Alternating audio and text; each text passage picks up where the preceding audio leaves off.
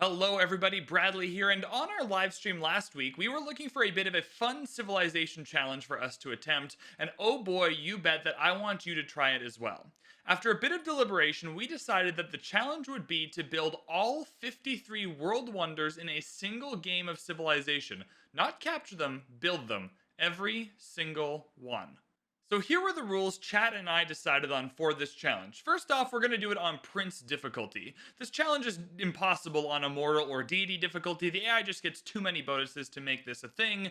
You guys mostly play on Prince difficulty, which is awesome, so it's something that you can go and do if you would like to try this challenge as well. Also, the game mechanic has tried this challenge a few times on Emperor and usually misses out on 5 or 6 wonders, but we need to build all 53 of them, and we just wanted to see if it's possible in a normal game of civilization, so we're going on Prince difficulty.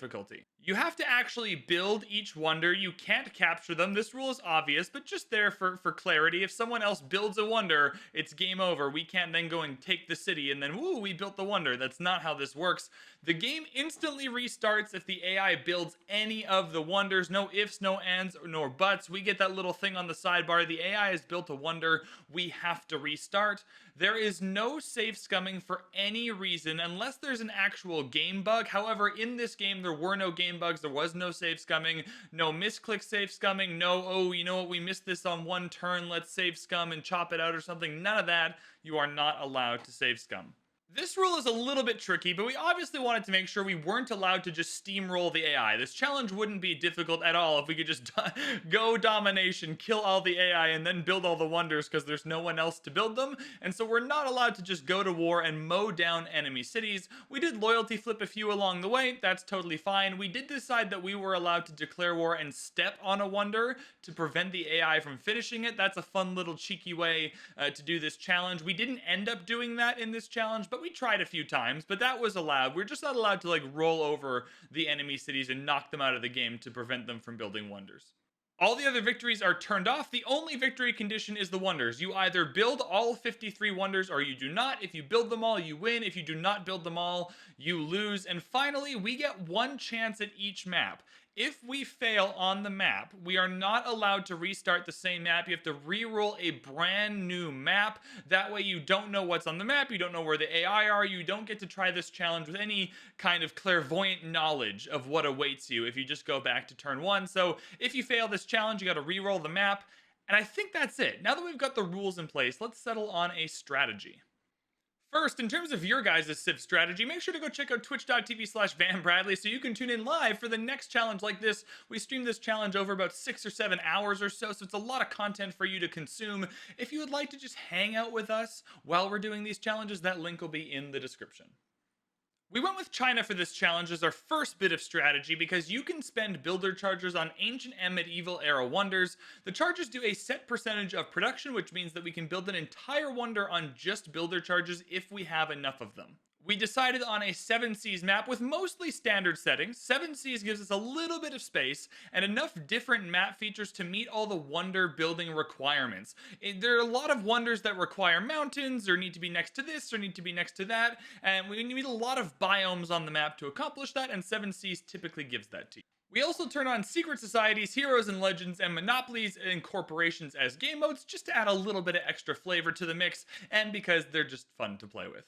With that initial, albeit simple, early strategy decided, we started rolling on our first map.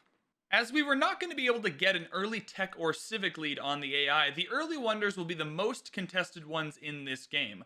That means we needed to roll a map that can fit most of the first 8 to 10 wonders or so within the 2 cities that we settle first, so we're not wasting production on settlers. We ended up with a map that had stone for Stonehenge, flatland desert for pyramids, hills for Oracle, floodplains for Great Bath and Atemananki, and we thought that was good enough to get us going.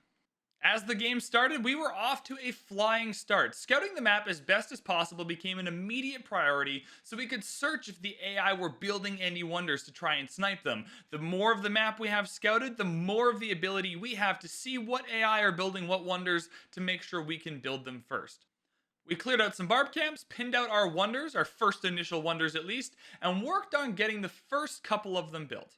The tech and civic tree choices in this game were interesting as we had to move towards the policy cards we needed while also unlocking the wonders as soon as possible. It took us until turn 41, but we finally got pyramids on the board for our first of 53 wonders we needed to build. I'm gonna call it fair. The challenge is, can we do it? From the height of these pyramids, there we go. 40 centuries look down on us. Although maybe rerunning the same map counts as like what giant save scum, which is against the rules. I'm gonna call it against the rules. You have one chance at each map. New rule. I'm adding it right now. Pyramids was important to Rush for the free builder, but most importantly, the extra builder charges going forward. As China, with builder charges contributing towards wonder production, at least early on in the game, the more builder charges we have and the better and more efficiently we can get them, the better of a time we are going to have. So Pyramids was our first Rush, and I feel really good about that decision. Stonehenge was next to grab us an early religion. We need a religion to build a couple of the different wonders. It's a requirement, and we used this opportunity to grab any beliefs that give us yields for wonders. There's one that gives you faith for world wonders. There's one that gives you other yields for, cities that have a world wonder, things like that. So we just picked all of the wonder ones. We don't typically go for a religion, so we were kind of out of our depth, but hey, we made it work and we had a good time.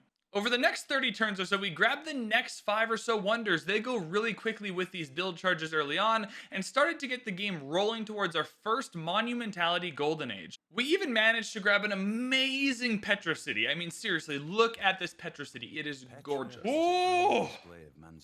Oh boy, oh! It's a majestic wonder. That's huge. All right, that's 10. It's 10 now. Double digits. Oh, this city's going to pop off. Cool. Trying to build all of the wonders actually has quite a few negative effects on your game. Believe it or not, it's not the best strategy, but one of the most positive parts is that it guarantees you any golden age. You are just hoarding era score with this kind of strategy, which means we're going to get all 3 monumentality golden ages to faith by builders, which is going to get us through most of this game with pretty much free builders. The first little glitch in our plans came with Machu Picchu. We didn't have a city who could build it quickly, but since it's on a mountain, you can't move a builder on the tile to help you, so you just have to commit to it till it's finished, and that for us was like 35 turns. Wait, is Machu Picchu gone? No? Can we keep working on Machu Picchu? What are we doing? Oh, I honestly almost pooped my pants. I thought Machu Picchu had been taken.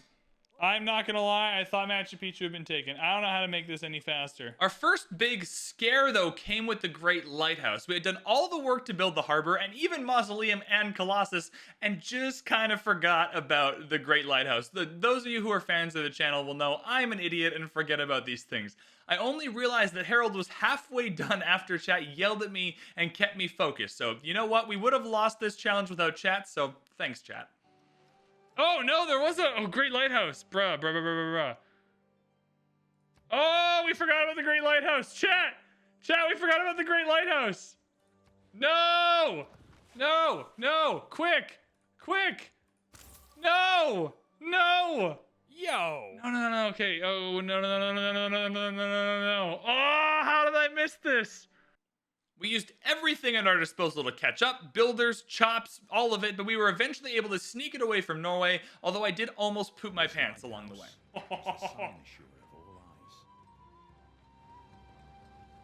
Oh, thank God.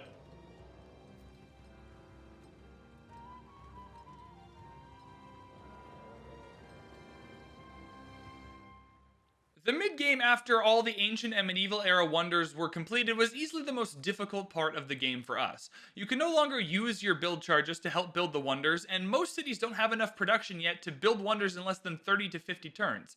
Since some of the wonders have very specific requirements, you can't just build them in a city with higher production to compensate. What we decided to do was take a brief break from building wonders to put down 2 great theater squares. I believe they were +10 and +12, a couple of decent campuses, and some industrial zones near the mountains with Machu Picchu. The thought behind this is that if we can sneak ahead of the AI in yields and unlock the wonders first, then that will make up for the time it takes to build them all. The industrial zones add a little bit of production to each city, which is nice, that helps speed things up, but importantly provided us with great engineers which we will need for the end game. The great engineers that build on wonders are not only helpful for building the wonders, but they're a good little cheat system in case you forget about one or the AI is close to building one. You can just use that great engineer, build it right away, and save yourself from that terrifying defeat screen. We were also able to take advantage of Magnus to get some clutch chops in as well, and use vertical integration to get multiple factory production bonuses in a single city. Having Kilwa Kisawani with a few industrial city-states seized was also very helpful. We didn't select the city-states for this game, but man were we happy to accidentally get Brussels for that wonder production boost. God bless our Lord and Savior Coupe for throwing Brussels into the game for us. Every time you build a wonder, your city will gain 2 tiles automatically. It's important to remember though that your cities can only work tiles within 3 of the city center and can't work the 4th or 5th tiles they've grown out to. This is creating a little bit of a problem for us. We had all these wonders taking up tiles, and we're running out of room to grab food and production from those tiles. Obviously, if a wonder is sitting on a tile, you can't put a farm there, you can't put a mine there. It takes up all the yields away from what that tile would otherwise be giving us. We found an interesting solution to solve this problem straight from our Science Victory playbook. We used Owls of Minerva, combined with Whistlebankin and eventually Democracy to gain envoys, food, and production for each trade route.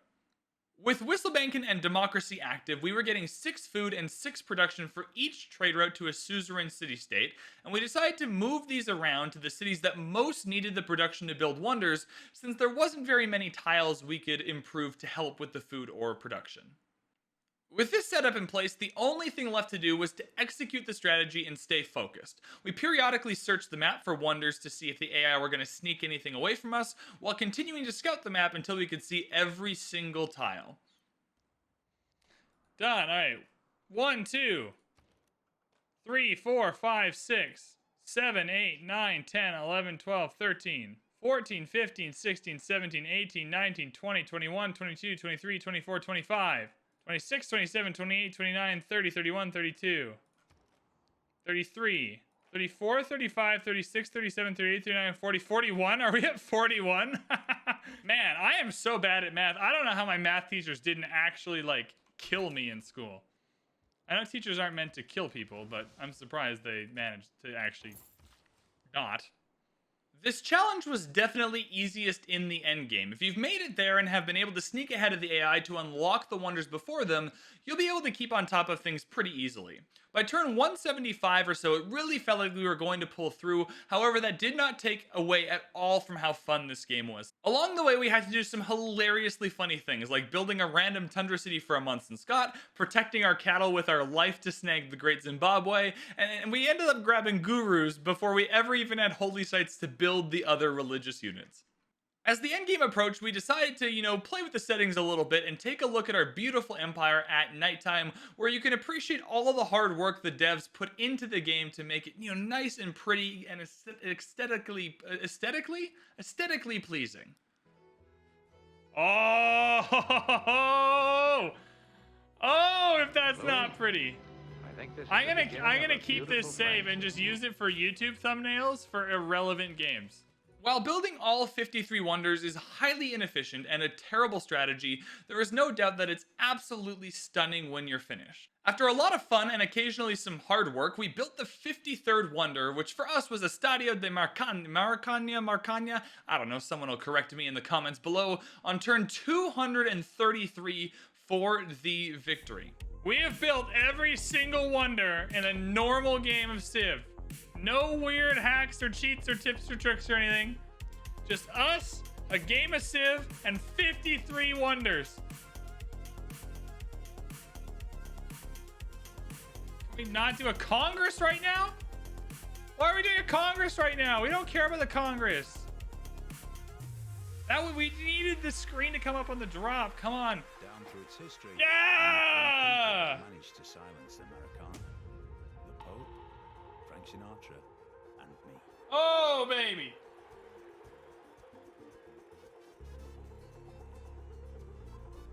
That is 53 wonders.